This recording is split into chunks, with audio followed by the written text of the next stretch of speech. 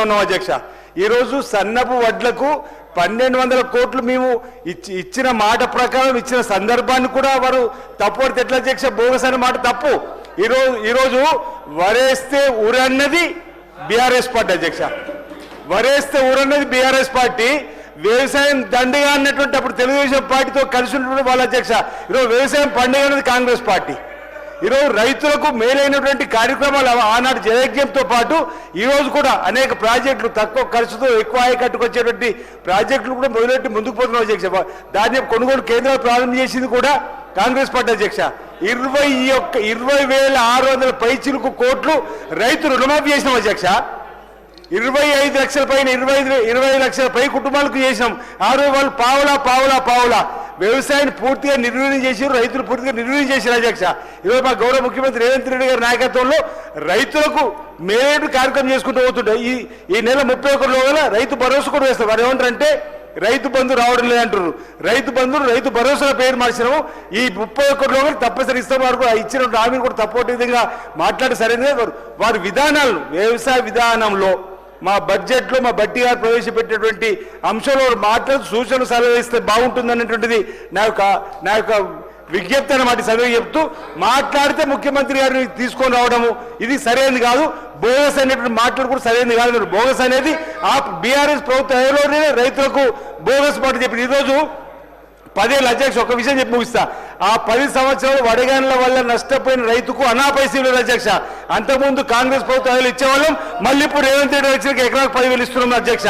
ఈరోజు రైతుల కోసం చేసేటువంటి కార్యక్రమం మొదటి సంవత్సరంలో 60,000 పైచిలు కోట్లు రైతుల కోసం ఖర్చు చేసాం అధ్యక్ష. రైతులకు మేలైనటువంటి కార్యక్రమాల కోసం తీసుకున్నాం అధ్యక్ష.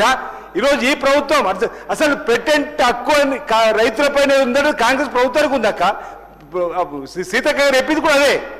ఈరోజు సీతక్క గారు కూడా ప్రతినిత్యం క్షేత్రస్థాయిలో ఉన్న వాళ్ళని పట్టుకొని మీరు హైదరాబాద్ ఉంటున్నారని చెప్పండి ఎట్లా అధ్యక్ష? మేము సమావేశాలు ఉన్నప్పుడు హైదరాబాద్ ఉంటాం, ప్రతినిత్యం ప్రజల మధ్యలో ఉంటాం, ప్రజల కష్ట సుఖాలు పాలు పంచుకుంటాం, రైతుల కష్ట సుఖాలు పాలు పంచుకుంటాం.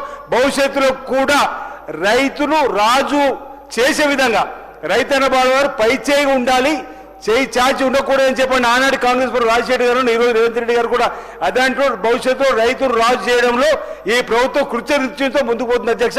ఎవరు ఎలాంటి అనుమానాలు పెట్టుకోవాల్సి వస్తుంది. ఈ బడ్జెట్లో కూడా మేలైనటువంటి నిధుల్ని వ్యవసాయ శాఖకు కూడా కేటాయించడం జరిగింది అధ్యక్ష. కౌశిక్ రెడ్డి గారు కన్క్లూడ్ చేయండి. అధ్యక్ష, గౌరవనీయులు పెద్దలు ఆది సీనన్న గారు నా చాలా మంచి మిత్రుడు అధ్యక్ష, చాలా పాత మిత్రుడు అధ్యక్ష. కానీ దాదాపు మా ఇద్దరు సోపతి ఆల్మోస్ట్ ఒక 15 ఏళ్ల నుంచి మా ఇద్దరు చాలా దగ్గర మిత్రులం అధ్యక్ష.